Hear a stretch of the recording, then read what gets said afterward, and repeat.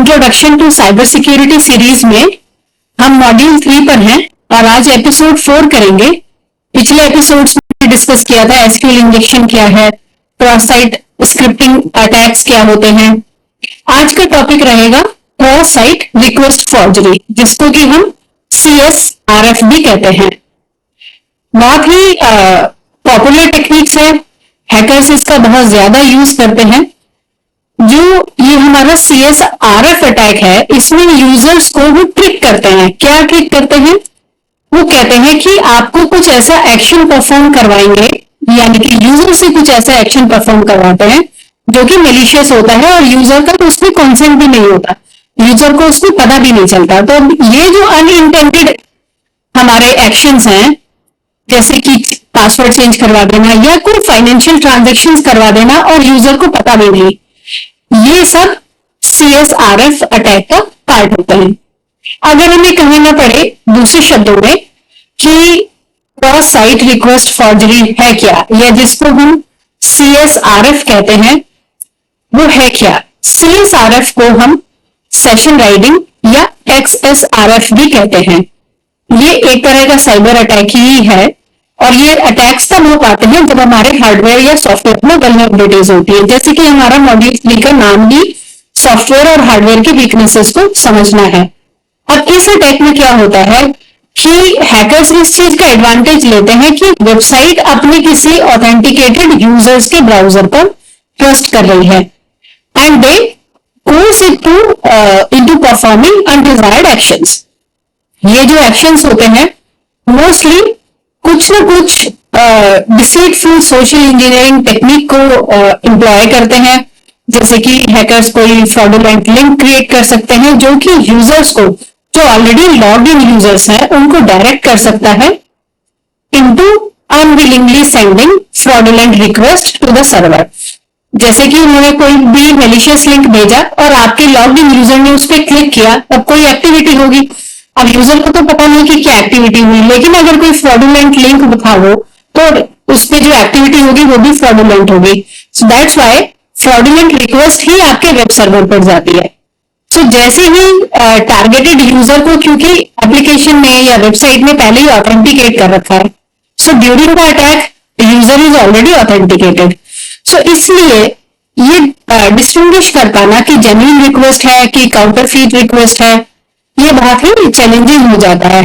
और again I will say कि proper cyber security policies की रिक्वायरमेंट रहती है और डेवलपिंग के टाइम पे आपके वेब सर्वर पर, आपके वेबसाइट्स पर।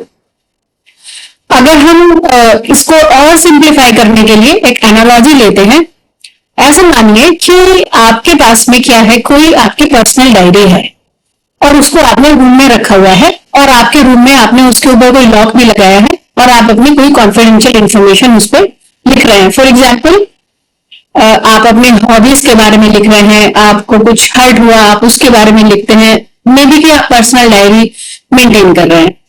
अब आपकी डायरी पर आपने एक स्पेशल लॉक लगा के रखा है ताकि वो सेफ रहे।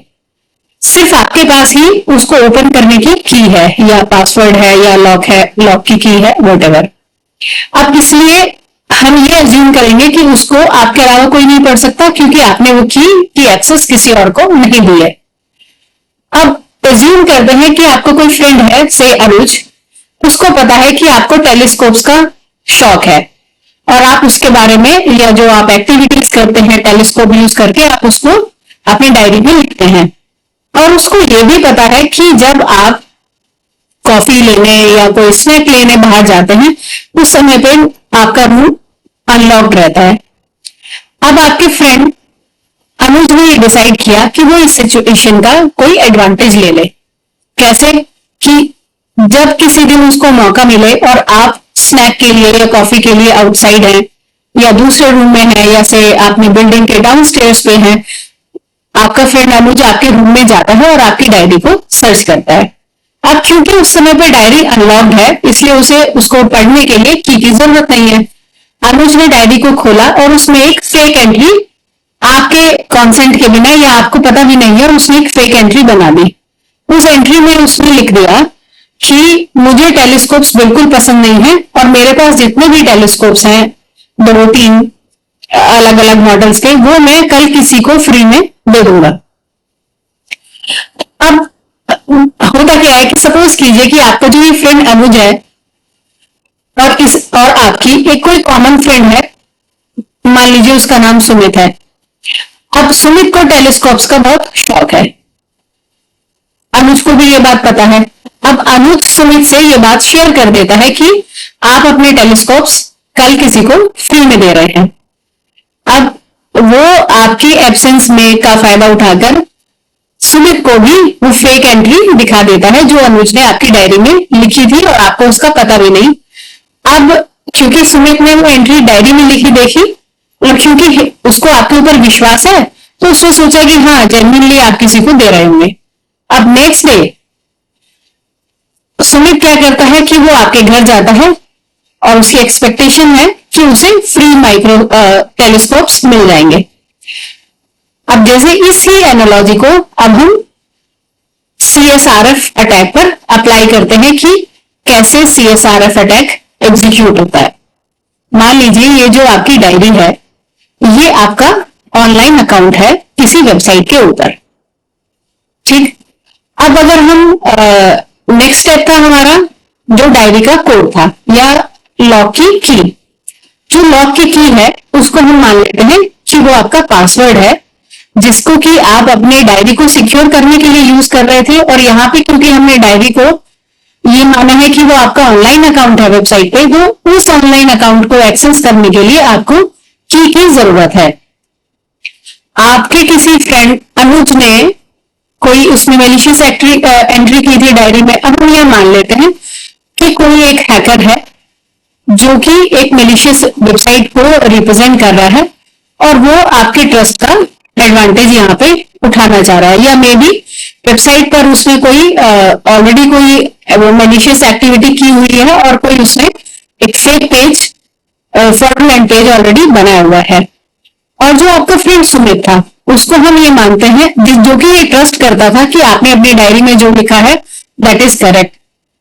तो वो जो सुमित है हम उसको ये मानते हैं वो अनसस्पेक्टिंग यूजर है जो कि विजिट कर रहा है उस वेबसाइट को जिसको कि हैकर ने बनाया है, या बनाया भी नहीं है, हैकर कंट्रोल कर रहा है। वेबसाइट तो कोई भी हो सकती है और हैकर उसको साइलेंटली कंट्रोल करते हैं उनके क्योंकि मेलिशियस इंटेंट है या वो उनका हैकिंग का पर्पस है। तो अब CSRF अटैक में हुआ क्या, इस एनालॉजी को हम अप्लाई करते हैं। सबसे पहले हैकर यूजर को ट्रिक करता है कि वो अननोइंगली कोई भी एक्शन परफॉर्म करे वेबसाइट के ऊपर, और जैसे कि पासवर्ड उससे चेंज करवाएं या फिर कोई फंड ट्रांसफर की रिक्वेस्ट। तो हैकर सबसे पहले क्या करते हैं, वेबसाइट के ऊपर एक कोई फंड ट्रांसफर की रिक्वेस्ट फोर्ज कर देते हैं और उसे फोर्ज करने के बाद में वो हाइपर लिंक के थ्रू उसको एम्बेड करते हैं वेबसाइट में, और एम्बेडिंग के बाद वो इसको भेज देते हैं उस यूजर के पास जो यूजर ऑलरेडी लॉग्ड इन है वेबसाइट पे। अब यूजर को तो नहीं पता कि ये रिक्वेस्ट या जो ये हाइपर लिंक आया है मेरे पास ये फेक है। यूजर ये अज्यूम कर रहा है कि ये वेबसाइट ऑथेंटिक है और इसके ऊपर जो भी एक्शंस मुझे परफॉर्म करने होंगे वो जेन्युइन होंगे। अब यूजर ने क्या किया, इस फ्रॉडुलेंट हाइपर लिंक पर क्लिक कर दिया और इनएडवर्टेंटली उसने वेबसाइट को एक रिक्वेस्ट भेज दी। अब वेबसाइट के ऊपर रिक्वेस्ट आई फंड ट्रांसफर की, क्योंकि हाइपर लिंक फंड ट्रांसफर के लिए क्रिएट किया गया था। अब जैसे ही वेबसाइट के ऊपर हाइपर फंड ट्रांसफर की रिक्वेस्ट आई, क्योंकि आप ऑलरेडी ऑथेंटिकेटेड यूजर है, आपने वेबसाइट पे लॉग इन किया हुआ है, सो वेबसाइट आपकी इस रिक्वेस्ट को वैलिडेट कर देती है और फंड ट्रांसफर हो जाता है हैकर के अकाउंट में। अब अगर कहें कि अब हम इसे रोकेंगे कैसे, तब उसके लिए कुछ एंटी CSRF टोकन्स होते हैं, वो सेफ गार्ड का काम करते हैं। जैसे कि बिल्कुल आपका सीक्रेट कोड का एग्जांपल ले लें, तब इसमें डेवलपर CSRF टोकन्स यूज करते हैं जिससे कि अटैकर्स किसी भी यूजर को ऐसे ट्रैप नहीं कर पाए। इस तरह से ये हुआ हमारा एक कॉन्सेप्ट, एक basic understanding about CSRF attack और इसको कैसे मिटिगेट किया जा सकता है। और भी कई सारी टेक्निक्स होती हैं, पर बेसिक समझने के लिए दिस इज सफिशिएंट। ये आज हमारा CSRF अटैक की एक सिंपल एक्सप्लेनेशन हुई। नेक्स्ट एपिसोड में हम किसी और टेक्निक पे बात करेंगे आपके जो फीडबैक है वो आप देते रहिए। आप ईमेल भी, जैसे आप भेज रहे हैं फीडबैक की ईमेल, वो मेल भी कर सकते हैं। कुछ यूजर्स कमेंट बॉक्स में भी लिख रहे हैं, so please do keep sharing your views, और चैनल को देखते रहिए और इसको दूसरे लोगों के साथ भी शेयर करें ताकि हम ये नॉलेज मैक्सिमम लोगों तक पहुंचा सकें।